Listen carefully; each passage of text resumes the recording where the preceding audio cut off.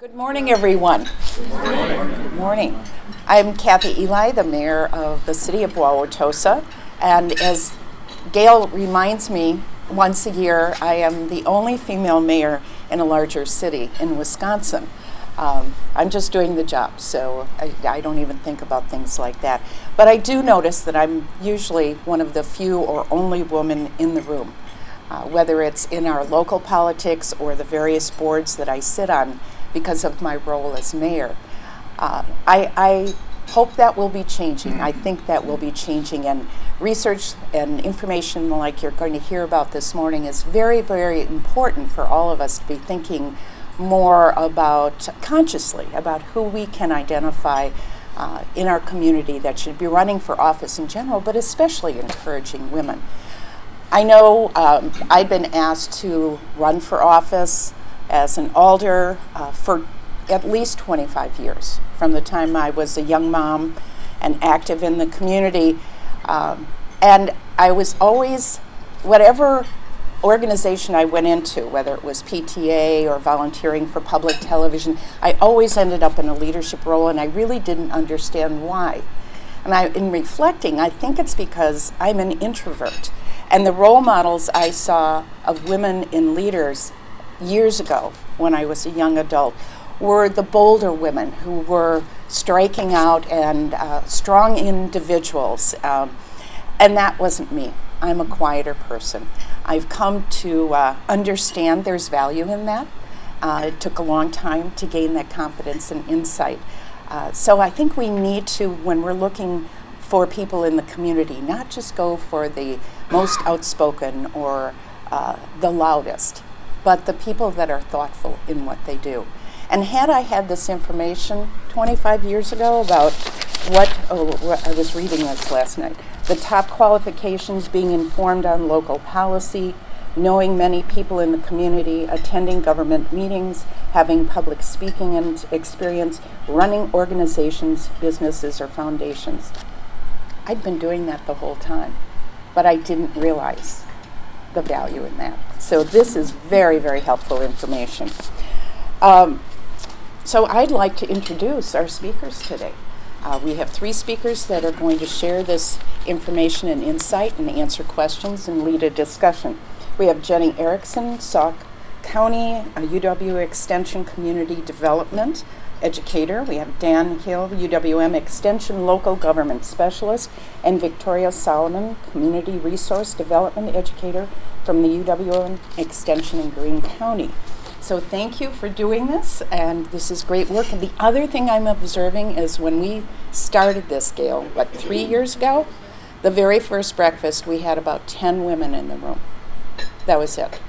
And what is wonderful is to see how many men are here too. So thank you all for coming today. Thank you. Good morning, everybody. My name is Jenny Erickson, as was mentioned. I'm going to kick off the presentation this morning, then I'm going to hand it over to my colleagues. Thank you so much for coming. In my work, I'm a community development educator with UW Extension, and I tend to hang out in Sauk County. So for reference, the county seat for Sauk County is Baraboo, so that's where my office is. And in a lot of my work, and I think Victoria runs into this and Dan does as well, we work a lot with local elected officials at all levels, town boards, village boards, city councils, county boards. And just in my experience in the 12 years I've been doing this, I look around and I'm at these meetings and I just notice that there aren't a lot of women in the room typically. And so that really got me thinking about why not? Because when I work with chambers of commerce and maybe the Sauk County Historical Society or the library boards, there's tons of women in those organizations. So why would there be a lot of women in one place and maybe not as many in this other place? So it got me thinking about, what are we missing here? So what kind of research can we do? And Victoria will talk a little bit more about what we actually did. But what I would like you to do is you have a little note card in front of you, and I would like you to just take a minute to think about 5 women you know that you think would make a really good local elected official. And if you have a pen, you could jot it down on there. If you don't, I guess you could just keep them mentally. But I'll give you a second to just do a little bit of brainstorming and think about who you think would be a good candidate. All right, well, hold on to those, okay? Keep those in mind. We're going to come back to that. So I want you to just hold those for a minute. So I'm just looking around here and wondering if our folks are far enough in their meals that they're feeling ready, they can maybe stand up and do a little moving around, or are folks still, are you up for it? Okay, let's do it. That's why I got to keep moving. Okay, so I'd like to just try a little something here if you're up for it. If you're still eating, stay in your seat, that's fine. So I'd like you to think about what percentage of the Wisconsin county boards are made up of women. So I'd like you to kind of vote with your feet if you're up for this. So on this side of the room would be 0% women. I want you to stand over here, 0% women. We know they're not more than 50%, so we're gonna make 50% over here on this wall, okay? So somewhere along this line, think about where you think the Wisconsin County Board makeup of women, what percentage of women? And if you would stand on that spot. Up here? Up here, so 0 to 50. You bring your coffee. Me too. Yeah. Of course. Is it 10 o'clock yet?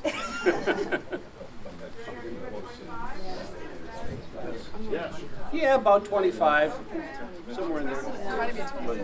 I'm a 30. All right, we have a 30. You're bold. I don't. You might be You right, gonna be a though. 30 with me? All right. I got another 30. Okay. All right. Does everyone where do they want to be? It looks like there's not enough room for everyone to stand over on this side. It seems like. Wow. Can I just hear a few what your percentages are? I can't exactly tell where you are on the line. 15, 10, 10, 5, 25. 25, and we have a couple of 30s up here. Well, the answer is 19%. So some of you guys thinking, hey, this is awesome. We are actually better off than we really thought. And some of you guys are like, not so much. But we're still excited about 19%, which is nowhere near parity, right? So thank you for your willingness to move around this morning. So we are at 19% of our Wisconsin County Board is made up of women. And just for reference, city councils are right around 23%. School boards are at 40%. I think town boards are right around 9%. And village boards are right around 22%. So can I share that sure. City managers nationwide are at 13%, and 20 years ago we were at 13%. So that's also a very strong growth opportunity for individuals who may not be interested in elected office but still want to serve their community. Sure. Well, you brought up a good point, thank you. And that is we're not changing very fast, right? So county boards in the last 10 years really haven't changed at all in their percentage. City council's up a little bit and school boards up a little bit, but you know, we're not making huge strides over the years. So it's things aren't changing. And it's going to take a long time, right, to get to parity. We talked about that, if that is the goal. I'm not saying that it is, but we're going to be traveling a long time on this journey. So just to launch into the research a little bit, you know, we were really interested, like I said, in why we're not seeing these women on these boards. And so we started doing quite a bit of research. And maybe Dan, if you could hold up those books. We did a lot of reading and a lot of looking into what researchers have done already, and there is a lot of research on women in running for office, especially at the national level, the state level. And so we found a lot of information on that. We haven't found anything, though, at kind of county level and lower. So that's where we really focused, and that was where our interest was, and so that's what we really dug into, is learning about more of that local level stuff. So another quick question for you. So do women win elections at the same rate as men? No? Yes? Yes? Yes. The answer is yes. The answer is yes. They do win at the same rate. So then why do you think women don't run? Women are less likely to. I'm sorry. This subject near and dear. I can tell. After spending 20 years in this business. On the research and city managers in any way, which I would think would be applicable, women on average feel less confident and less capable of moving forward and doing a job. Statistically, men on average need to feel about 50% prepared for a new job before they try for a promotion. and a woman needs to feel 80 to 100% prepared. So I would imagine that that has an impact on a willingness to put yourself out there and be willing to take that kind of risk. Lori, I could hand you the mic if you'd like to come up. Because you got it. I think you're right on. Yeah. I think it's that if the woman is running, things at home aren't going to be done as likely if the man is running. Okay, so she's not maybe comfortable letting go some of those more traditional roles at home. Okay. Anyone else have ideas? There's a lot of, when you have children, and your grandchildren, you know you can call it any minute to go do something that's going to pull you away from something. It probably has to do with the preparedness a little bit, but men don't end up having, that was what they complaining my husband about. He'd get dressed and be in the car waiting while I was dressing the kids, and I'd be complaining because I wasn't ready. You know? Sure. I Yes. think success begets success too. Okay. Men have been doing all this stuff for so long, you know, that once these barriers are broken through, I think other than 20 years, it's a long time. It's a long time, yeah. Not a mark, but guys have just been doing this stuff for so long. All right. We're doing it a long time. Yeah. I mean, studies show that women or young girls' confidence kind of starts going downhill at age 13. So if you don't have confidence from that point on, why would you want to subject yourself to a position that is highly visible and highly criticized? There was quite a bit of we heard quite a bit about criticism and the research, and we'll have Dan and Victoria talk more about that, but yeah, I think there's something there. Yeah, for sure. Yes. I think women aren't necessarily in positions for power. They're in to get things done, and I don't think they see elected positions as really getting things done. So they put their energy somewhere else. Yeah, yes, about that. Yeah. One of the things, a lot of discussion with city officials is sewer pipes, water pipes, streets, and generally that's not something ladies are familiar with. It's more of a man's thing. Perception that that's true. So, you know, and that's... I have more tools than most men. Okay. Well, yes, I've heard that before too. Well, you know, like in town government, it's really largely focused on roads. Maybe that's of less interest. I've heard that a couple of times. Yep.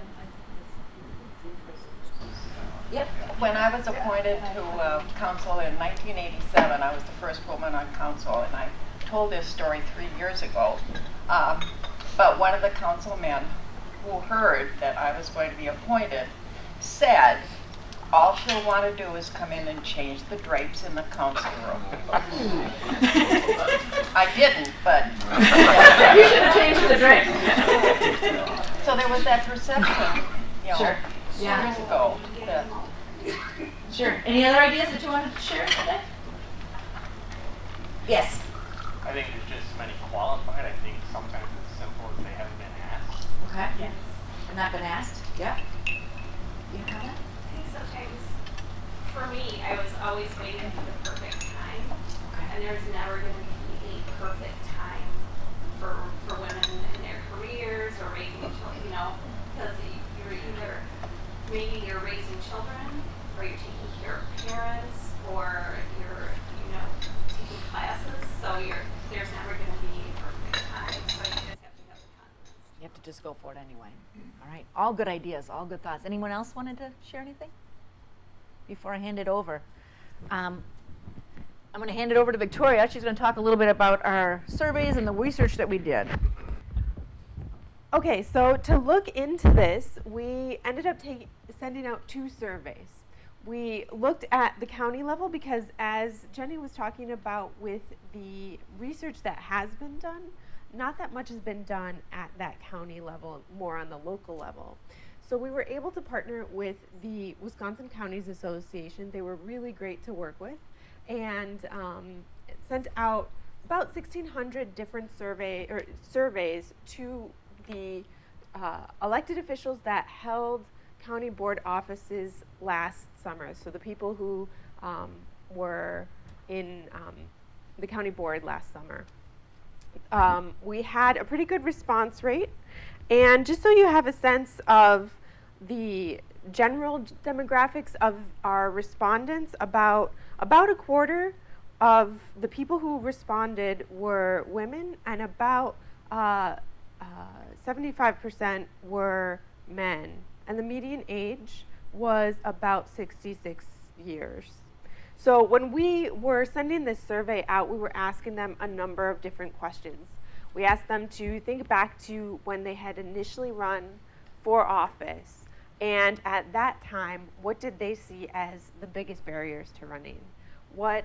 How did they spend their time? How much time did they spend working outside of the home? And then we also asked them, what are your thoughts as far as what makes a qualified candidate? So we had talked about that a little bit at the very start. You had mentioned different things that people are looking for. That's how we got some of that information.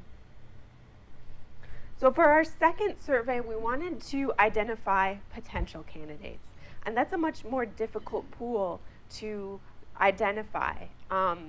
What we did is reached out to all of our, well, let me back up. So UW Extension has an office in every county in Wisconsin.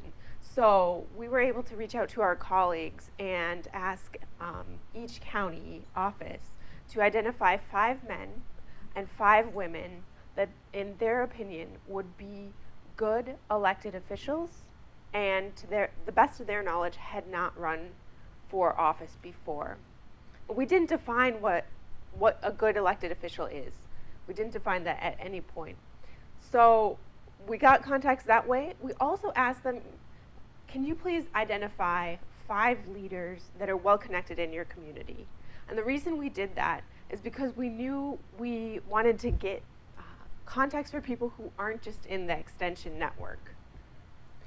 So with those 5 well-networked leaders in the community, we reached out to them and said, will you please identify 5 men and 5 women that, to the best, in your perspective, would be a good elected official and, to the best of your knowledge, haven't run previously.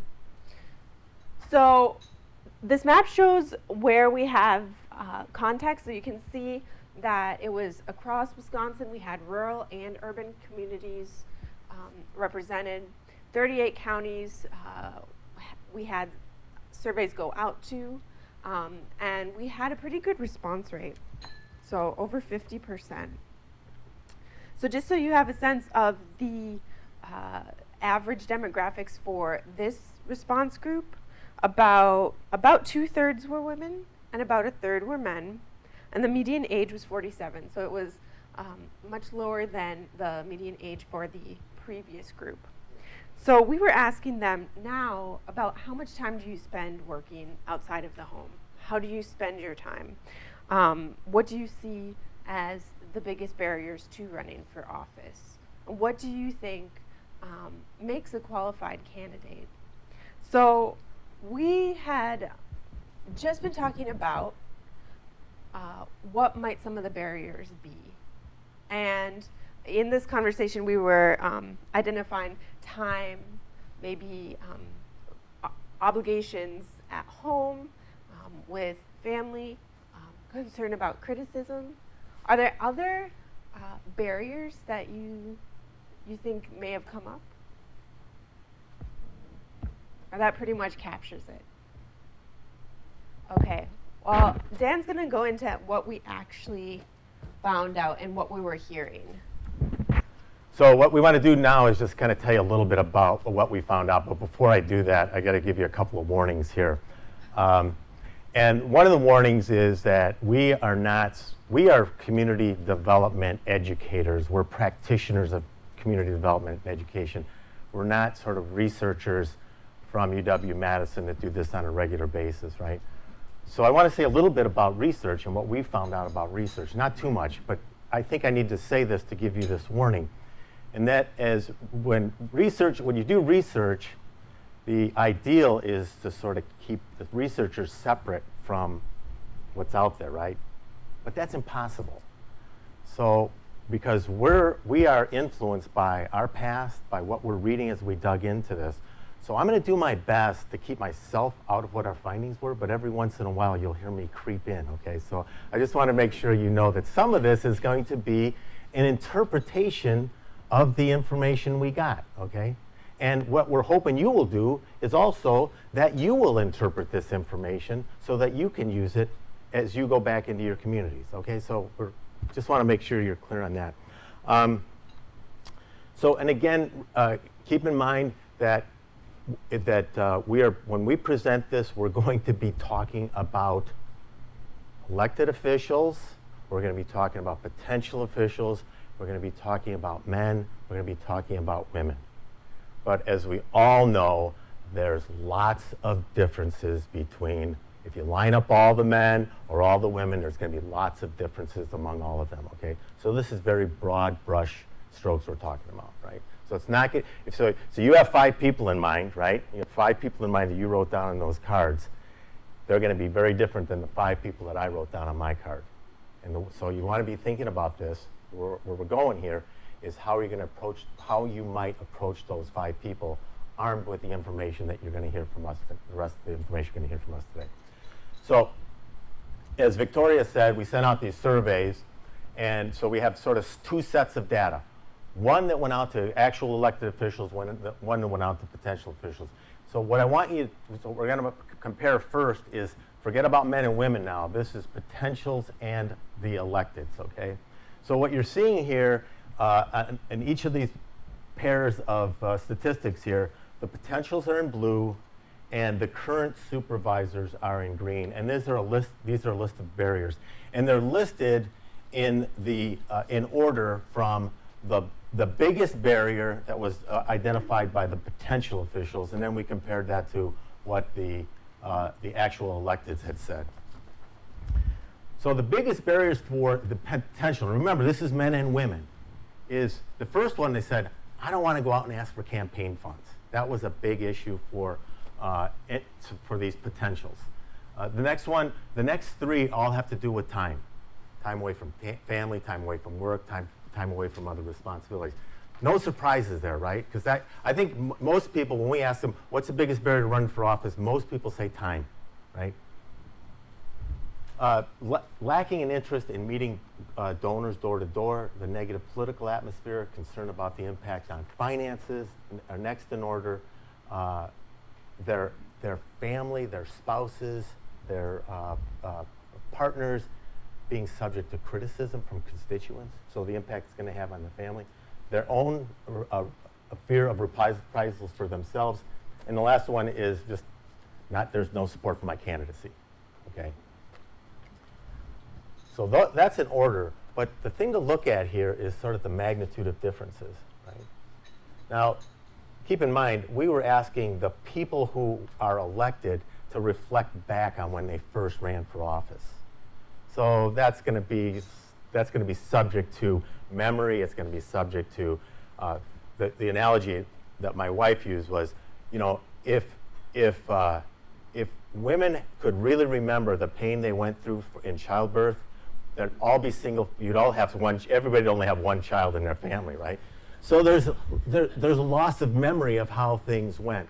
So maybe these were bigger barriers, but this is at least what they're saying now. This is what the barriers are now. But look at the magnitude of that. So this gives you a sense of why people in general aren't running, right? Okay, so this is, again, men and women. But can we do something about that? This is what I want you to be thinking about. Can we do something about that? We probably can't do much about time, right? There's probably not a lot we can do. But is there something we can do? You know, the Mayor Tim, is it Mahalik? Yeah. Mayor Mahalik, before we were talking, he was talking about some of the things that he's done to recruit people, and some of it had to do with providing support, right? And some of these, if we can provide some support, it may help people get over these barriers, right? Okay. All right. So you look at this, and you have asking for campaign funds, time away from family, work and hobbies, willingness to meet voters, and so any one of those is probably not insurmountable. But as they mount up, right, one after another, it becomes sort of a mountain of barriers that people have to get over. So it's one thing to keep in mind is when you're trying to recruit people is to identify what are truly the biggest barriers for them and how they might be able to get over those. So the other thing that we found that was interesting in this data, and probably not surprising, is that because, remember the age, right? County board, overall in Wisconsin, county board members are, they're my age. They're my age and older, right? They're in their 60s. So when you look at comparing current officials with potential officials and how much time they're, say, as an example, they're spending on chores at home, well, the potentials are spending a lot more time working at home. Somebody brought that up earlier, but it's sort of like your in terms of women, their responsibilities at home. And for current ones, maybe not quite as much, right? Or I shouldn't say quite not, there's a big difference there. Now, Jenny likes me to point this out, that I think we had, was it 10%? So 10% of current county board supervisors, when we asked them about household chores, said that they don't do any. Okay, so she wanted me to point that out, yeah. Yeah. I don't think that's true for city officials or village officials, right? But please don't ask. Yeah, right.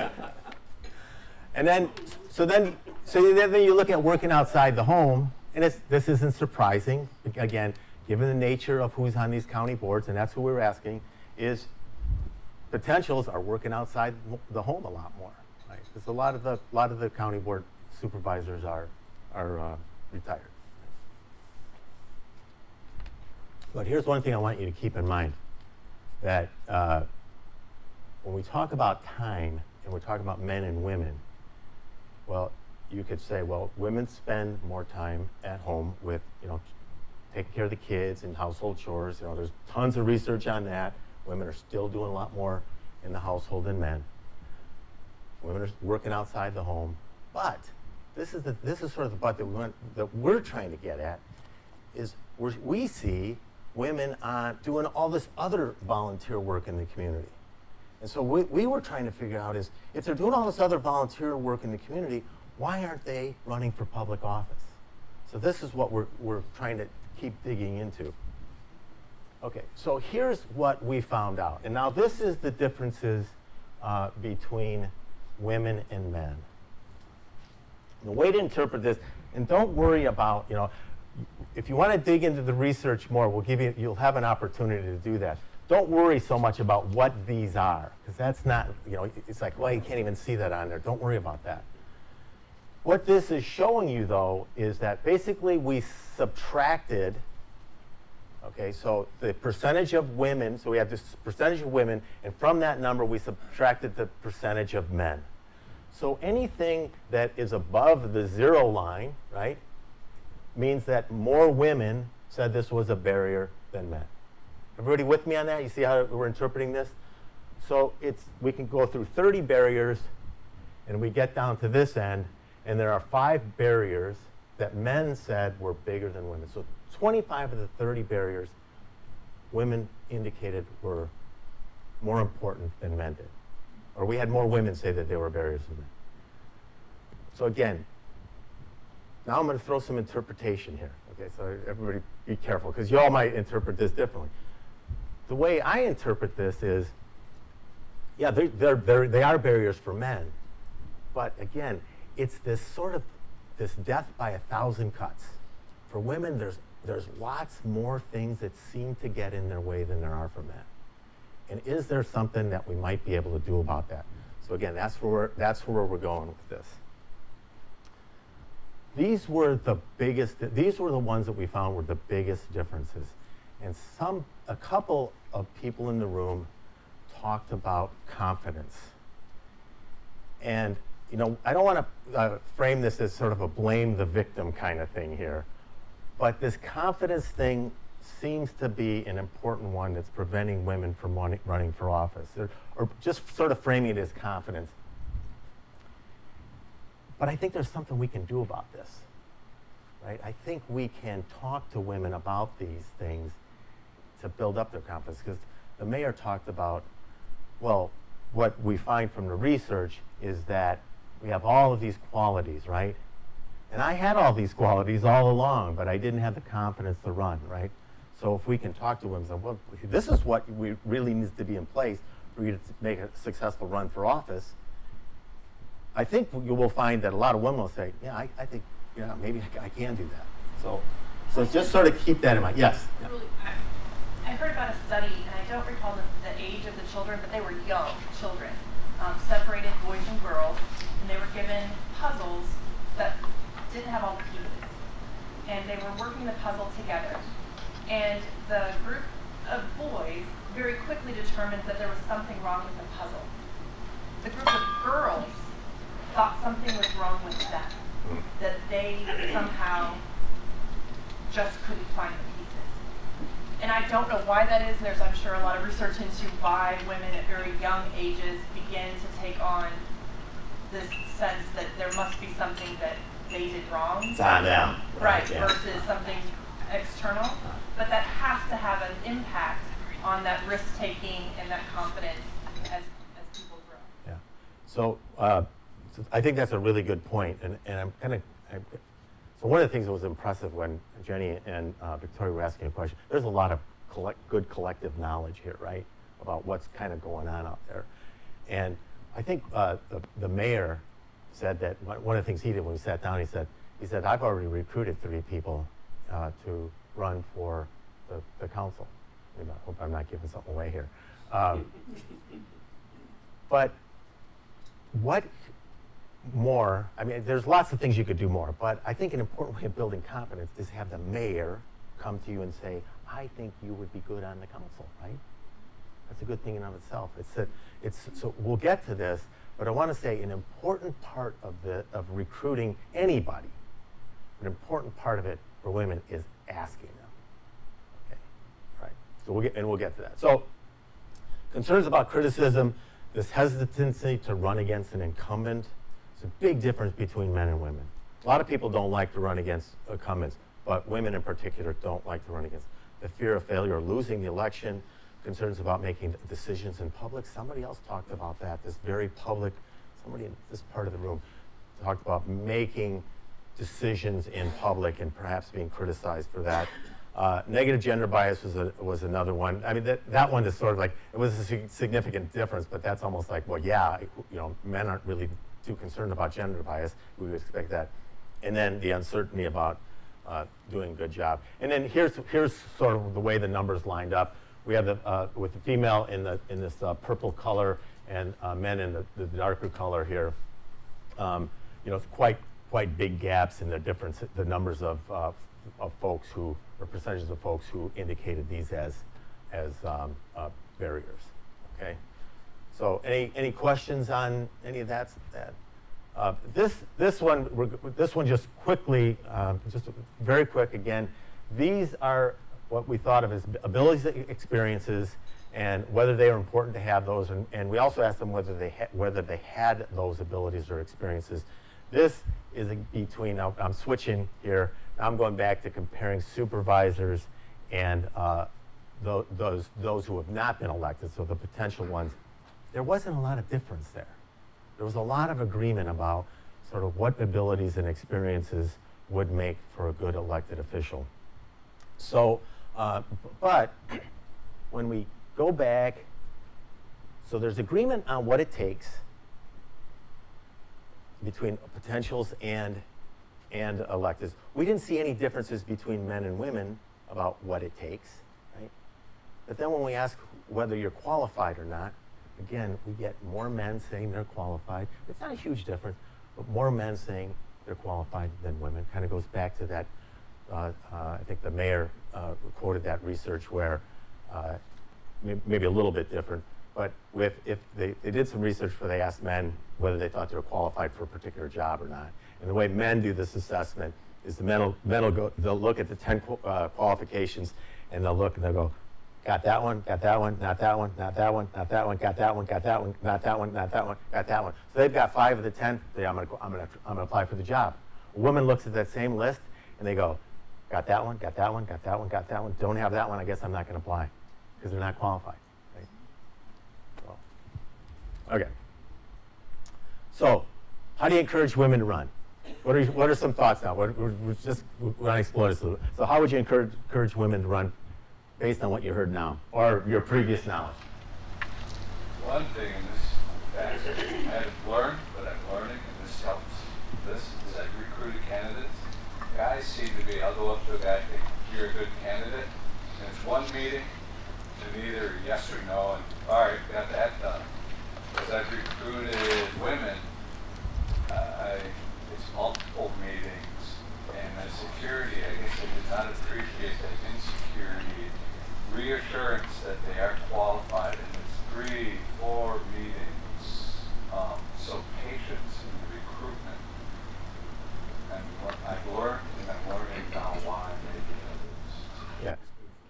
Yeah, that's a great answer. Everybody hear what he said, basically. And there's a little bit of I guess inconsistency in some of the research that we've read. And this is for national offices or state offices and national offices. But there is a lot of research that says that very thing, that women need to be asked more often than men. Yeah, so that's one. Anything else? Yes. When I've recruited candidates, I've offered to, be on their campaign team. I have offered to train them. I've offered to recommend them for different trainings. I've given them all the information on trainings available throughout the state for potential local candidates. Especially for women, I feel they have more of a knowledge background that helps build their confidence.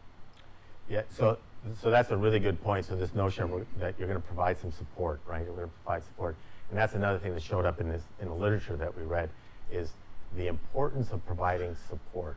So not only, the mayor talked about a whole list of things that you could help with, just from filling out the paperwork to maybe going around with the, I'm drawing a blank on not the petition, but the papers, the circulating papers. Yeah. So that kind of support. And also making sure that it's not a one-shot deal, right? Because they might not get elected the first time. But you don't say, okay, well, it didn't work out, that's it. Continue that support, because now perhaps there's some name recognition out there, they'll get elected the next time. So it's not just kind of an ongoing support for the candidates. Yeah. I think it's also important to help not just women, but everyone understand why it matters. Why do we need more women on boards? Not just so that it can be equal. We need more women on boards because the studies demonstrate very clearly that if you have 30% or more women, and I think the research has primarily looked at private sector businesses, they make better decisions. They're more profitable. So it actually, from a business perspective, from an operational perspective, it is better to have more women represented on your boards. More voices, right? Because they offer different kinds of voices. Because you have different perspectives, you make different kinds of decisions. And so I think if you look at major corporations, their profitability and how successful they are, and that shows that they are more profitable. It is, they're better run businesses with a more gender diversity on these boards. Helping people understand it's not just so it can be equal, it's not just so it can be fair and I can do what the guys do. It's so that we're truly better run governments, better run organizations. Yeah. So that's from the corporate world, and in the public sphere, the research says that when women get on boards, there are different voices are heard, and those bodies begin to take up different kinds of issues. So it's begin to address different kinds of issues that otherwise may not have been addressed. So it's kind of in some ways I think it's the argument about, well, women don't get on these boards because the topics these boards deal with are not of interest to women. That's an argument in some way. Well, maybe if women got on the board, there'd be different topics that would be addressed by those boards. So it's kind of a chicken egg thing. Well, and at the risk of offending a room full of incumbents, the research that we're also seeing is there are simply fewer people running for office. I mean, we need to literally expand the candidate pool. Yeah. And if we're only you know, if we're overrepresented on half the population, we're missing the other half of the population. Now, there are a lot of city councils and village boards out there that there's no competition for seats. And I know that's the case for county boards. And none of the current elected officials should have competition.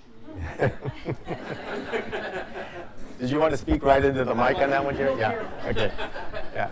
You know, and one of the things that I find working with county boards is we do trainings around the state right after the spring elections, and when people show up, we'll ask them why they ran, and it's a surprising number. Almost at every workshop, there will be a couple of people who said, "I was write-in. There was nobody on the ballot at all." Right? So you're right. I think there is a need for more people to run. That number's growing. Yeah. That Right. Yeah. Question? Yes. I think, well, women are men. And these days, everyone's household makeup is different. And I think when you're trying to talk to people about running for office, you have to try to convince them these days, and it's not easy, that their time is going to be well spent. And frankly, it's not in a lot of cases. There's no perception out there that their time will be well spent. Can they make a difference? Will their voice be heard? And particularly women aren't after stature on these positions. We're not after power. Research has proven that. It has to do with our biological makeup also. I was on the Girl Scout board of Wisconsin Southeast, and they study this very, very in depth. I'm sure you're aware of their studies. And women, their leadership, their influence. They've been around 100 years, so they know how to do it.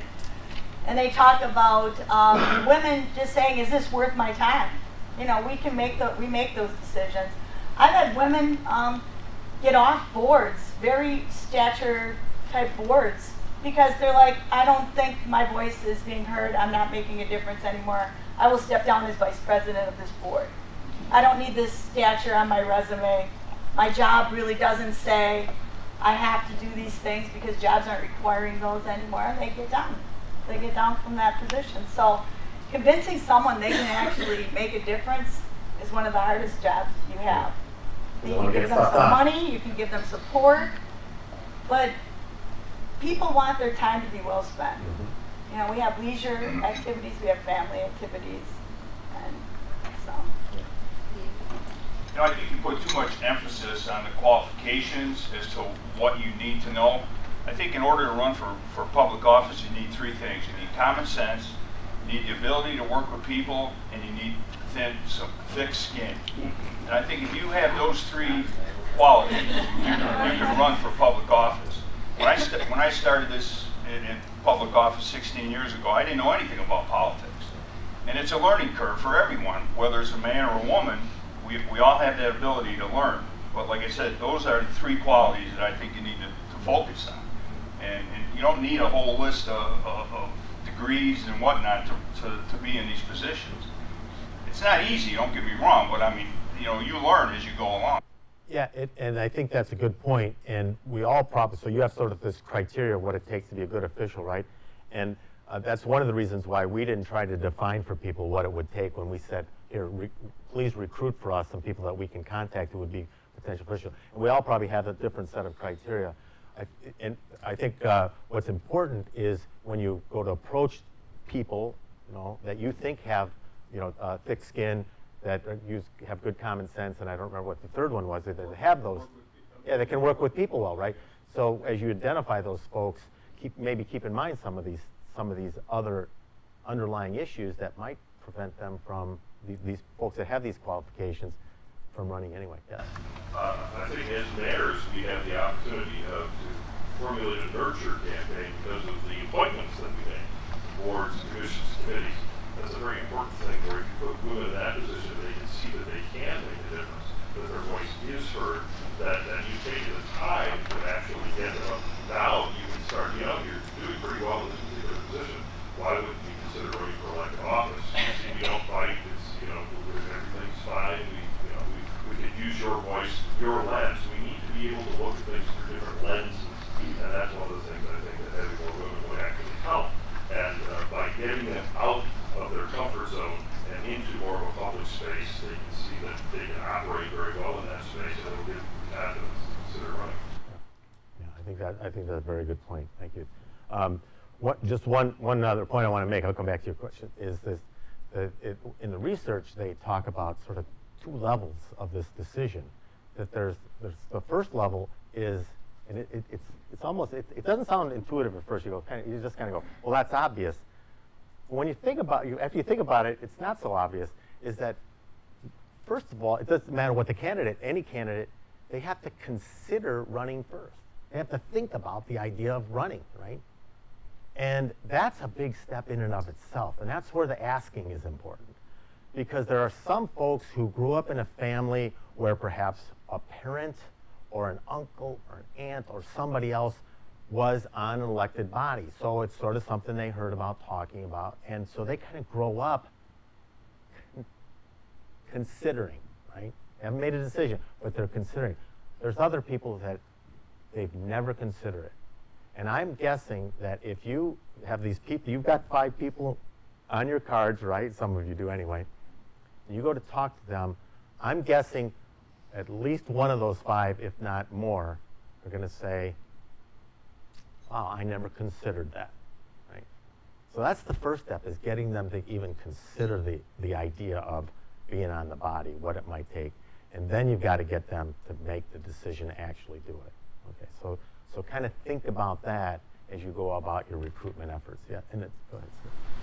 Not to be a downer, but one of the first slides you brought up was I think it was the top concern candidates have. And I think it's reflective of what Barry said about the lack of candidates running. And I don't think we can underestimate it. It's reflective of these times we live in. And that's the fundraising part.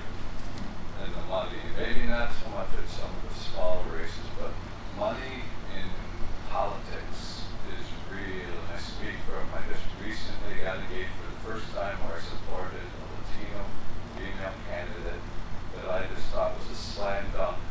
Her opponent, we raised $5,000, and that was her big concern. Was, well, don't worry, we'll figure that out, we'll get there. And we thought, we raised $5,000, her opponent put in person $75,000. Guess how that election went? And it was very, this is the country. And that was one of the number one concerns. Yeah. And now when I face this woman, I'm like, wow, I can bring tons of money. And there's mayoral races now that are spending big amounts of money. So money in politics, in government, is real. I don't think it's for good reasons. What kind of position was that? I'm just curious. It was a state. So state office. It was yeah. a primary for the state office. Yeah. The candidate, the opponent, put his or her own money in this. That's a tough one to get around. Yeah, I mean, that's a real. My suspicion is that that's a bigger issue for state and federal offices than it is for local. Right. So yeah. But it is getting more, right? Yeah. You know, I live in Madison, and I know they're not spending $400 or $500 on a campaign when you run for mayor of Madison, right? They are spending several thousands of dollars, right, for those kinds of campaigns. So it can become an issue. We did a presentation for the Wisconsin Women's Council, and this is I think this is something that we hadn't thought about really carefully, but it addresses your point here. And there is a privilege piece here, sort of. You know, the people that have the money, the time, right, the status, it's a lot easier for them to make that decision to run than, you know, as it was pointed out to us, than a single mom that's not well known in the community, et cetera, et cetera. You know, so there is this notion of privilege I think you're getting at. Dave, do you have a question? Yeah, I want to comment that it's like Bob said, this day and age, one big question mark is social media. Social media plays a big issue now. You know, you talk about having thick skin, being subject to criticism. You know, that's plays a big role. Yeah, and I haven't looked at, or I don't know if any of us have, but I certainly haven't looked at any studies that have talked about the role of social media in candidacy. So I don't know about that, but I think you're onto something, because if you're concerned about criticism, there's another layer of it, right, with social media. That's something I don't know how to do that without a mic, but maybe I'll stand over here. When we went and met with the Wisconsin Women's Council, they did talk quite a bit about the differences between how women are treated in social media. These were elected women already, and how men are treated. And it was a very fascinating conversation for the three of us to kind of just sit back and listen to them, because I think they felt that some of the criticisms they received on social media were, I would say, I don't know how to describe, maybe nastier, kind of more. It was really unsavory would be light. It was a different kind of criticism, and I thought that they really talked a lot about their experience with that and how kind of yucky that was, and how really didn't want to get involved in it. Yeah, it's beyond personal. I would say it's more. Yeah, there was something about weight and the way they wear their hair, just all kinds of things that have and what you're talking about. I think I remember reading. So maybe one more comment, and then we're going to need to wrap up. Yeah. I mean, that transcends into all media and not just social media. I mean, it's proven in every medium that even women are mentioned less. There's fewer words written about them in newspaper, online, and then the types of things that they talk about, more personal appearance, things like that. So it's not just social media, it transcends into all mediums. Thanks for that. So just a final point, sort of for us anyway, so what's next is, what we're hoping to do is sort of package this research in terms of being able to perhaps do some presentations out with community leaders and community groups about what they can do to try to influence more people to run, and in particular how they get more women to run. So that's kind of where our next step is. We're not sure when we're going to get there, but probably sort of next spring or so. Yeah. All right. So I think one thing with that was, boy, this has really been an interesting conversation with you all. I really appreciate your great comments and your terrific questions. So thank you very much for that.